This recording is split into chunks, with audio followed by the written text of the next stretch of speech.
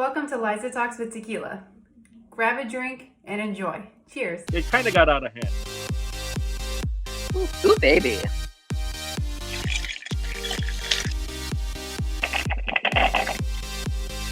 This is fun. Hey everyone, it's Liza. I'm here talking today with my really good friend Viet. Really excited to have him on. I am drinking Bourbon again today. I got to try to finish this bottle. And I'm actually going to drink it neat because it's so good. I can just sip on it and it's delicious. Viet, what are you drinking today? I am drinking the Spencerfield Spirit Company's Pig's Nose, a very blended Scotch whiskey, first-class malts blended with high-quality grain whiskey. Very smooth, very sweet. I like it. Is it strong? Oh, I mean, it's moderate. It's not. I mean, I can easily sip this and be okay, but I'm still building up my tolerance for whiskeys and scotches as I go along. Are you trying to become a connoisseur of whiskey drinking? No, I'm not very good with my liquor because I'm a cheap date. I'm gonna admit that. Yeah. Hey, there's nothing wrong with that. Nothing. Right. You save money. No. I over time I've kind of like the sit and sip as I've gotten older now. As anybody who's gone through the drinking phase of their lives, going from beers to now you're going to scotch and whiskeys, and you're like learning to appreciate it. And I've had a very good experience with a friend of mine who went to a whiskey tasting. I blitzed out at 17 tastings. Oh my God, that's a lot. Yeah, I didn't think it was going to be that bad, but it was quite the experience. I was like, and now I kind of understand what I want in a whiskey or scotch. No, they definitely help. I have been to whiskey tastings and you barely leave, and most people barely leave. I've totally seen someone get an ambulance called on them. So, but it's not unlimited, but pretty much you can taste as many as you want, and they give you pretty good pours, and it definitely gets to you pretty fast. Yeah, especially after 17 tastings, you're kind of like, exactly. Where's the floor? Where's the ceiling? Oh, totally. Well, cheers to that. Cheers. Cheers, let's drink. If you want to drink tequila and something that's really easy, smooth, this Bourbon is delicious, and it's a really good price. I'm curious. It's been ages since I've had tequila. Well, I wouldn't say ages, but like to have a smooth tequila. Yeah, I'd like to go back to that eventually. Just have too many blackout nights of like tequila comatose. But it's fun comatose when it comes to tequila. Absolutely. It's just the recovery you got to deal with. It's very true. But that's in general, hangovers happen. If you want to drink, you got to deal with that as well. I'd be worried if I didn't have a hangover. Then I'd be like, I don't know. How yeah, not doing this, right? Exactly. Well, how is Coronatine? I call it Coronatine. It's like my official word of it. How has it been treating you, and just in general?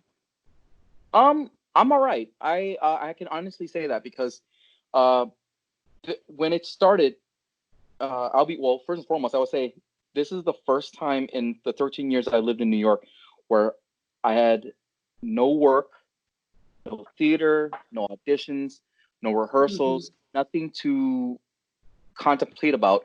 And this is kind of a strange vacation for me.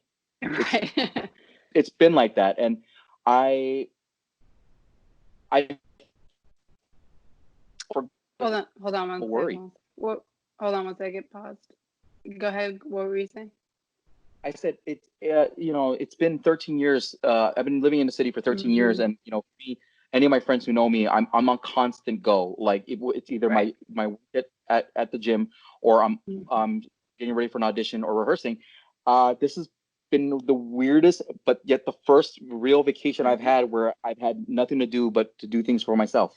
Yeah, be creative or whatever it is. Rest. Yeah. So for the audience, Viet and I met when I started working at Equinox. I don't work there anymore, but I think I started there. How long has it been? 3 years ago, or almost 3 years ago? No, Yeah, a little over. Anyway, doesn't matter. You've been working there how long? Whew, I've been there 13 years.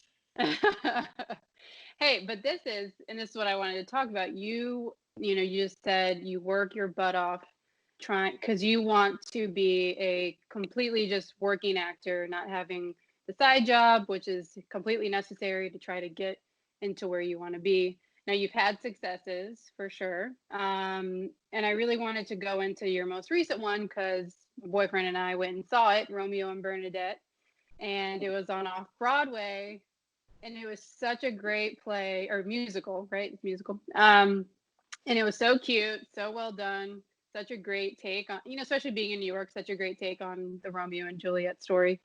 Um, but you guys were just about to go where, if you wanted to say. So explain this. So upon we had a certain time contract for where we were where we performed it. Mhm. So when we closed the doors there, we got the okay on the transfer. We're transferring to Theater Row, the Acorn Theater, otherwise known as Oh, that's Theater. awesome. Now they changed the names, and it was a Right. bigger venue. It was 200 seats, but of course, with the oncoming pandemic, we had to shut it down because Yeah. the pandemic, and it was definitely a first for me to experience that as a professional actor, because I hear Mhm. the stories happen to all my actor friends, but yeah, that was a very enlivening experience. Well, and it shouldn't have really happened other than the fact that there was a pandemic. I mean, that was the reason, it wasn't like the funding wasn't there or it was growing in popularity. Who did you have come see it?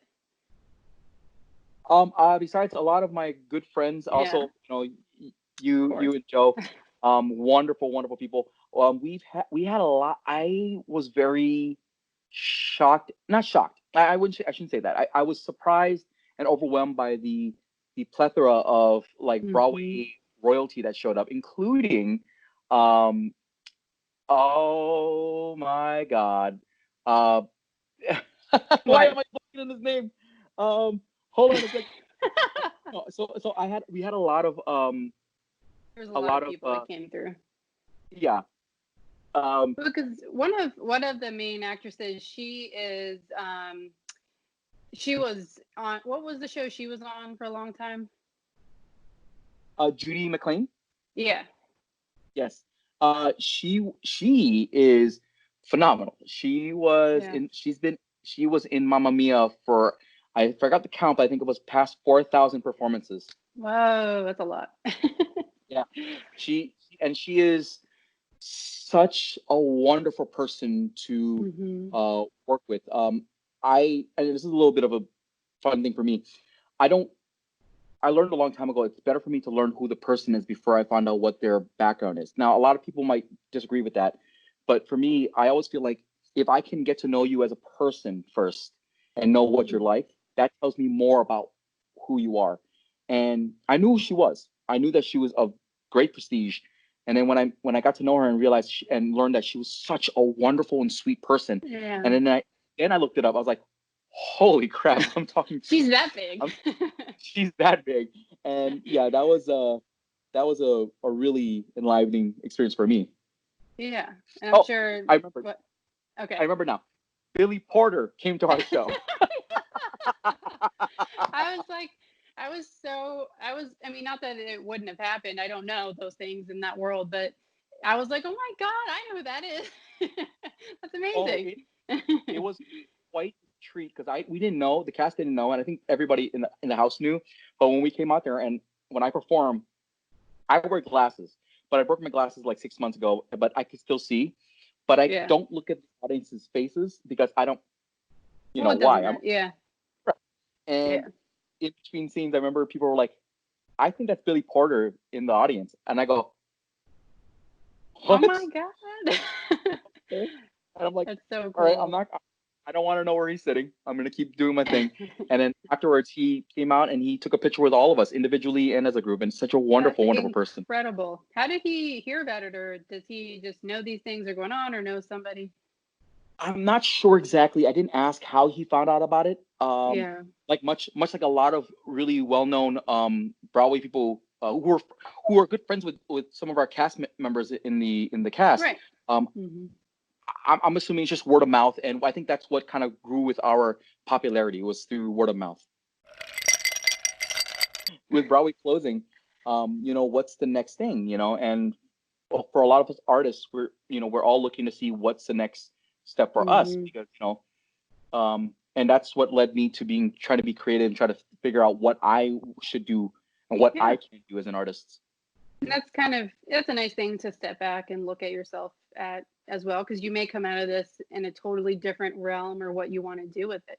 But what's a project you've told me about one of them, or if you've had multiple, tell me about your projects that you have going Uh, on during the quarantine. so I'm working with I'm with a group called Model Majority. It's an all Asian sketch comedy group. I've been with Okay. them for now about 2 years, and we just had our first digital show at the Pit, the People's Improv Theater. Okay. You can all check it out on the Facebook group, facebook.com/the It'll be right Pit/live. I there. believe. Be there if you.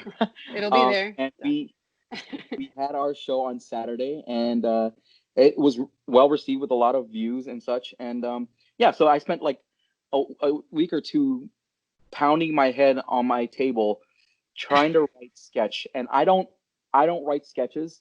I'm learning through the good Hmm. grace of the people in the group, head by Veronica Dang, who's the leader of our group, alongside people such as Carol Lee and Kevin Chu. Wonderful, great people, very supportive and very helpful in teaching people like myself on how to write sketches. Yeah. And honestly, the sound of working on that in the comedy world sounds like a great way to spend time right now anyway. You're just trying to find Yeah, ways to laugh as hard as you can. I mean, you got to bring some levity to these times. Yeah. I'm definitely more into horror movies and the horror genre, thrillers. But actually, during this whole quarantine, I've actually found that I want to just laugh more. Not that I didn't laugh before, but it's like you're already upset. You're already dealing with all these stressful emotions. Why put more stress onto yourself?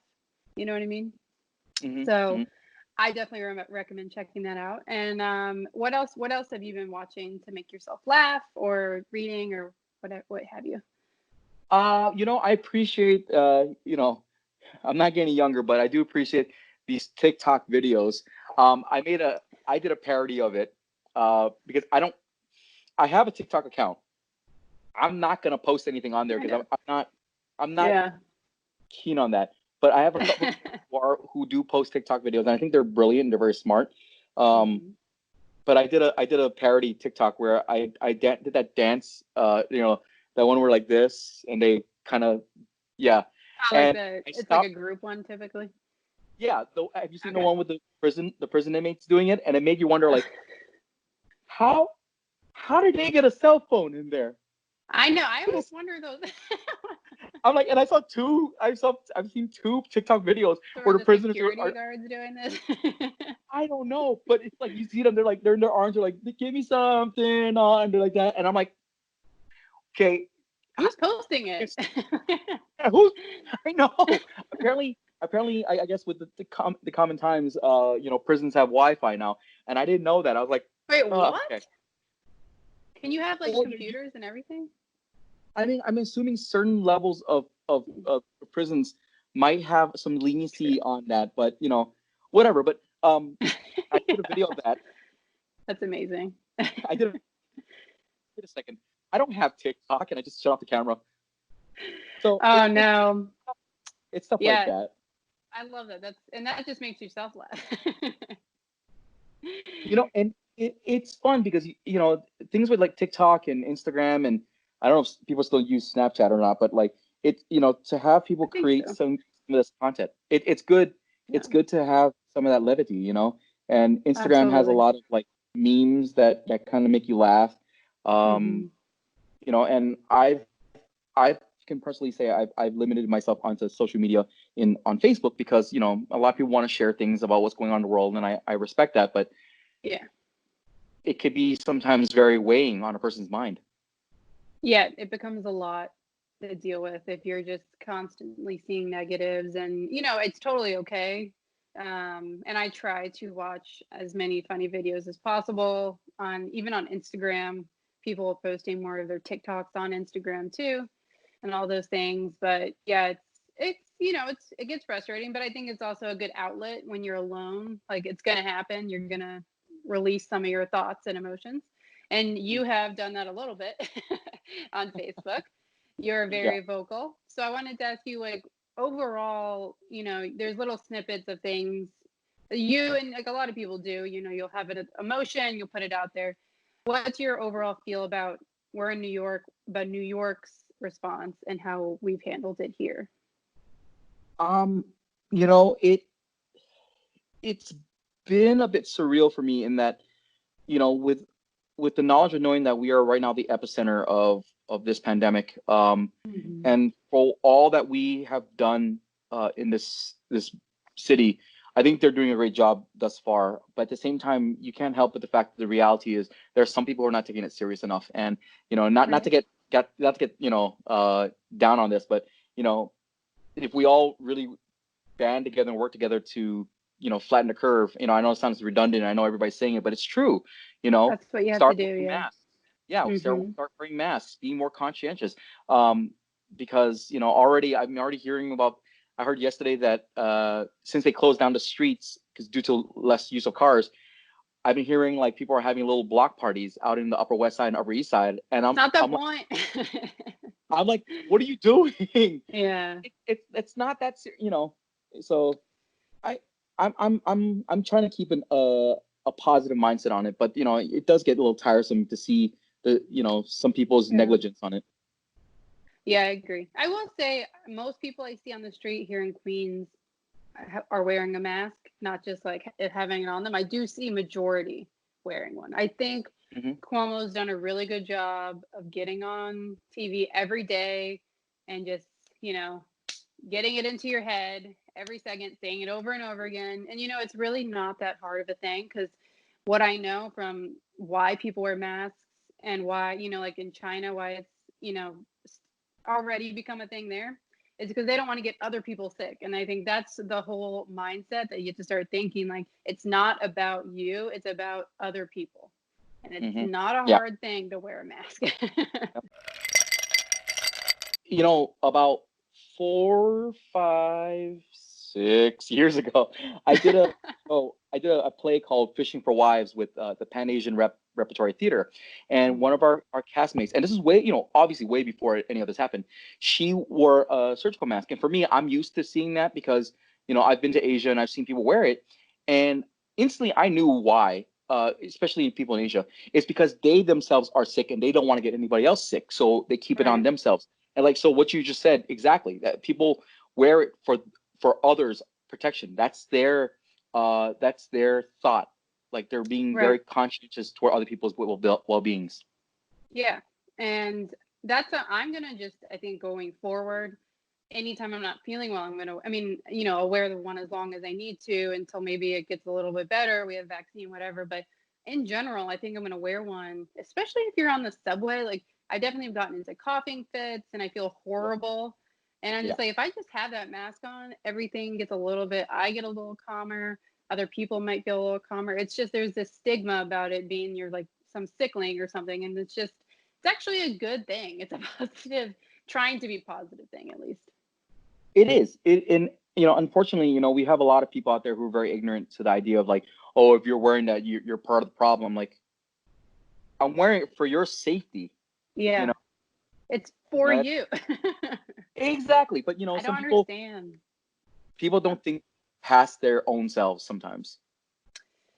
Yes, unfortunately, we have a leader that leads the charge for those. I'm just going to call them idiots because I just can't take dealing with I don't know. I wanted what to come out of this to be more compassion for people because that was my number one thing. I'm like, I hope people just come out of this and start loving each other more or that are excited to see each other and be kind to each other. But I've actually seen angry people on the street. I was in Duane Reade and this guy was calling the woman a B word at the desk. And I'm just like, I think people are angrier now. I don't understand. this is possible. I know money's coming into it, but you know. No, it is, it's a fascinating look at how society works in an event where the reality of something this crazy and this devastating, it's really gonna affect people and their psyche and how they react to it. Right. As I've told many of my friends, my close friends that I talk to, I go, in this pandemic, you're gonna see how, I mean, I'm probably gonna get backlash for saying this, but it really comes down to like how strong your mental and spiritual will be Mm-hmm. and how you process this. I agree. More so, I mean, just a great segue. You asked what I've been doing for myself. I've been doing a lot of personal work in I mean, I've been told many times now, you should try meditating. And I recently started doing it, and Mm-hmm. meditating, not aware, like I'm sitting there quietly closing my eyes. I'll sit there Right. and I'll just let my mind wander. And I've started asking questions of myself, how do I handle situations like this? And something that was very, very important was, you can't control the situation, but you can control how you see the situation. Absolutely. 100%. And that's, I think, the more we as human beings, because we're not perfect, Yeah. but the more we start exercising the fact that just because we see something, that shouldn't warrant a reaction from us. Mm-hmm. It should warrant how can we control that reaction. You know, Right. it's Because like why you have one. to find control within an uncontrollable circumstance, and that's not getting angry and making more people uncomfortable, and it's working on yourself, just like you said. Yeah. I did this BuzzFeed quiz for Britney. It was like Britney Spears lyrics, and I was like, I remembered most of them, and I got like an 80% on it. But I was like, what are these lyrics? These makes no sense. But that's Britney. So. That is just Britney. Oh, a little fun note about that. Britney Spears and I have the exact same birthday. Oh, stop. Do you message her Yeah. every time? Be like, Brittany, a birthday. Hell no. But I will say I have some friends who are very hilarious and will send me digital happy birthday cards of Britney Spears, and I'm just sitting there looking at like, yeah, Oh, yeah, how's that? so nice. How so nice. Thank you so much for thinking about me. Oh, Brittany. I think I share one with Johnny Depp. I know there's a few others, but I think I share it with Oh, him. that's awesome. Yeah. I mean, Brittany would be awesome. I think she would be someone that would invite you on stage at her concert. Oh, you got my birthday? Oh Uh, my God. and Johnny Depp would and be like, who gives a fuck? no, I think he would be more cool to like, oh, it's the same birthday, and he'd probably put on his Jack Sparrow personality. That's true. I would appreciate that. I would appreciate Britney the Spears, whole outfit. exactly. What's really funny about Britney Spears is that her and I are exactly the same age. That's just even funnier. Like she Wait, was born, what? yeah. That's so That's her weird. birthday is the same day, same year as mine, and so Same for time. 38. Well, no, actually, she was This is so weird. I don't know how my mom found out, but she was born later in the afternoon, and I'm like, how'd you find that out? And my mom is all about the Chinese, the Asian horoscope, and Right. so so I if we're both the same birthday, and I joked about this, I said, why am I not rich and famous? And she responded, because she's a rooster of the afternoon, you're a rooster of the morning. And I just stared at her like, what does that even mean? I know. I would And think a rooster of the morning would be more productive. well, that's the thing. When you're on a farm and you wake up in the morning, what's the first thing you got to do? You got to do chores. But if you wake up in the afternoon, everything's cleaned out, everything. So, according to my mom's belief, Wow. in the Asian horoscope, the time of your birth is connected to how your life is going to be. And so she said to me, if you want to reach that level of success that she has, you're gonna have to work harder for it. And I'm like, Makes okay, sense. That's that's how it's fine. been, I guess. And I go, so does that mean she didn't work hard for it? She goes, oh no, she worked hard for it, but everything was laid out better for her than you. You still got to clean the barn and feed the cows. I'm like, okay. So you got to do all that to get there. I mean, that's why your work ethic is so strong, though. You know, you work. I I think you're probably like an ideal person for an aspiring actor to talk to about how hard you have to work? You know, of course, hopefully everyone gets jobs faster, and that's just not how the industry works.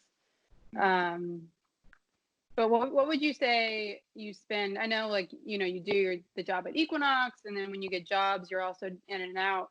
But in terms of how many hours of the day you think about acting and projects and sketches you want to work on, how much does that envelop your day? You know, I gotta say it's been up and down, depending on what's going on with my life. Mm-hmm. But you know, I'm grateful that with my job, I know my set schedule with my job, so I just focus on what I have there, and Right. then when I'm done, I can go and work on my other things. But I think Right. about in a 24-hour period. Let's see here, a shift is about let's say 7 hours. I would say maybe Mm-hmm. I'd spend about. I mean, and I'll be honest with you. I'll admit I am lazy. Yeah.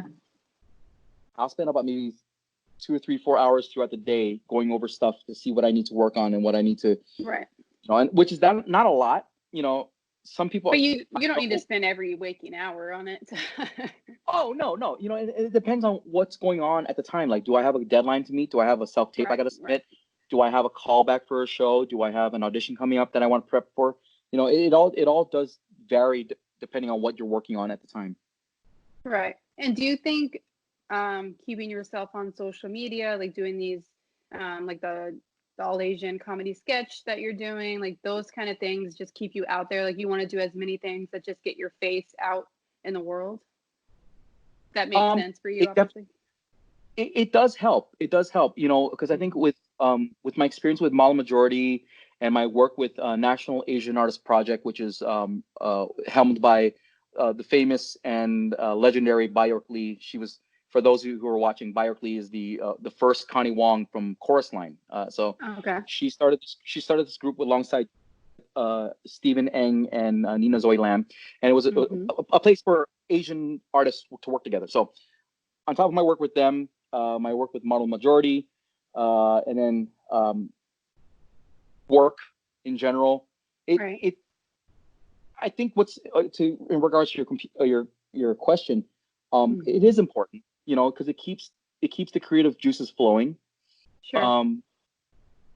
But as far as keeping your face out there in the media and such, times are definitely changing. Where as an artist, you know, staying relevant, people are doing different things here and there to stay relevant. Some people Mm-hmm. are gaining thousands of followers on Twitter. Some people are gaining Right. thousands of followers on YouTube and Instagram. Right. It's definitely a different playing field than where it was 10 years ago. So, yeah, Yeah. I mean, it is important to stay relevant and stay active in the community.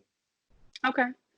Yeah, I just want anyone to hear this that's aspiring or already working to kind of hear a few things where, you know, you've been at this for over a decade, and it's work constantly your whole life if this is what you want to do, basically. You know, unless you get a really big thing and become Harrison Ford or something.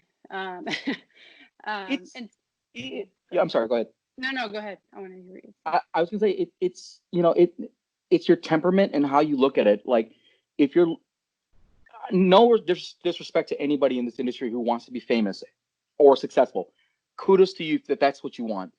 But I think what it comes down to is before you can become successful, before you can become famous, who are you in this entity and embodiment of, you know, this career of yours? Like, you know, what are you willing to work toward to build? Mm-hmm. You know, I live by a saying that my dad taught me, and it says, you know, and this is for anybody from Hawaii. You know, my dad has like a thick Hawaiian accent. He goes, "No can build one house if you no get good concrete," meaning you can't Mm-hmm. build your house in life if your I like that. foundation is not set. And I think Absolutely. maybe I'm still. I mean, I've been doing this for 13 years, but I'm still working that cement truck and trying to figure out what's going to be in my Yeah. foundation.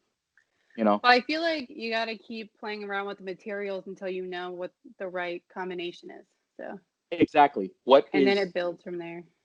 Absolutely. What's your wheelhouse? What goes on? Mm-hmm. Like I came out here originally as a musical theater person, like barely focused on singing.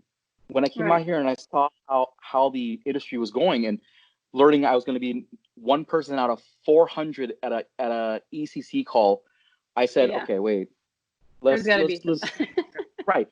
Let's take a step back and see how this works out. And so I took a little bit of a break from musical theater and started focusing on acting as a thing because I felt that was my weakest point. And Okay. through the years, I got really lucky with a lot of projects, mostly not paying until I became equity. And Right. I just kept building. Right. And you're still going and you still love it? I absolutely do. It's the Yeah. long game. It's the long journey game, Right. Morgan Freeman didn't book his first movie till he was 30 and then didn't win his first Academy Award till he was 62, Right. Yeah, It's a long game. you could be between the ages of 70 and 80 and have a super successful career just in those 10 years if you want, or if that works out that way. So Right. Absolutely. if you love And it, keep doing it. yeah, and I think that's what you got to also remember is that you love this for that, We all want Right. to make an income from what we love doing, but I think with the industry, and that's something that was very importantly told to me by Nina Zoe Lamb. She said that this industry is meant for you to fail. Like the odds are stacked so high against you, but when you book that one job, Yeah. you were meant to get that. Oh, 100%. I mean, you have to be meant to with all of the, because when I think about casting directors and what they're looking for, they already have an idea of what they're looking for. I mean, I'd never gone out for stuff and just know this from knowing people in acting or, aspiring actor, working actors. I wanted to ask you one other question about that in terms of what you see yourself in the acting world. Has there been one part in a play or a movie that you always saw yourself playing or dreamed about playing? Sorry, I don't mean to smile and laugh at it. This question was asked to me recently, and Oh, really? and it's still and it's still a processing. I'm still processing it, and still, and this happened to me this past summer. For those who are familiar with theater, there's a show called wait for it. It's called Viet Gone. Oh, right, yeah. And it was written by the brilliant Quy Nguyen. He is a Vietnamese American playwright, phenomenal in his. If you get a chance to read it, it's not just a story about Vietnamese people. It's a universal story about what the identity of being American is in our world. So I saw the show 4 years ago at MTC, and there was a role in there of a guy named Nhan. Nhan is the best friend to the main character. Okay. And I saw performed by the amazing John Hoche, who's got multiple credits on Broadway and such. I saw him do it, and I literally was sitting there like, that's me. Yeah, that's and my perfect role.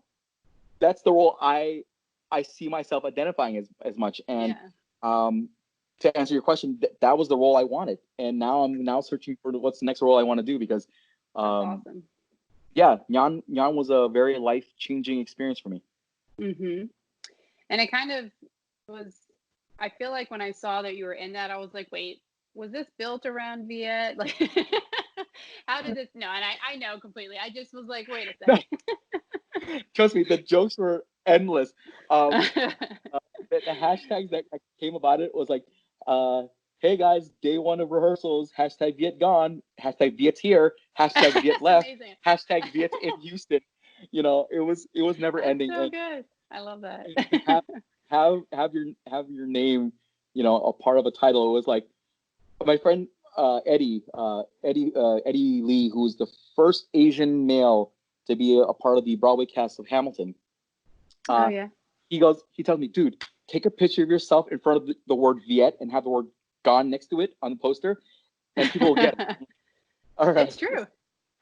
So I had I'm like this, and you see the word gone. And everyone knew. Everyone knew. Viet's gone. Exactly. Oh, I love that story. That's so good. One more question. You mentioned something about the last time you were in an interview. I wanted to hear that story. that you did an interview one time, and apparently it was a really funny story. So let's hear. Okay, so doing this talk with you has probably been very relaxing for me. Well, granted, Okay. it's nice to have a little It helps you little relax. absolutely. I up until the show Viet Gone, I've never experienced really what it's like to be interviewed, and so when we got into the project, I wasn't expecting anything, and then they were like, "Viet, do you have time tomorrow to be in an interview?" I'm like, "Oh, what?" Why? Why? And I'm like, what? Why? They just wanted somebody from the cast, Yeah. a few of us from the cast to talk to the public about promoting the show, and this is part of their media to promote the Mhm. show. And I thought, okay, cool.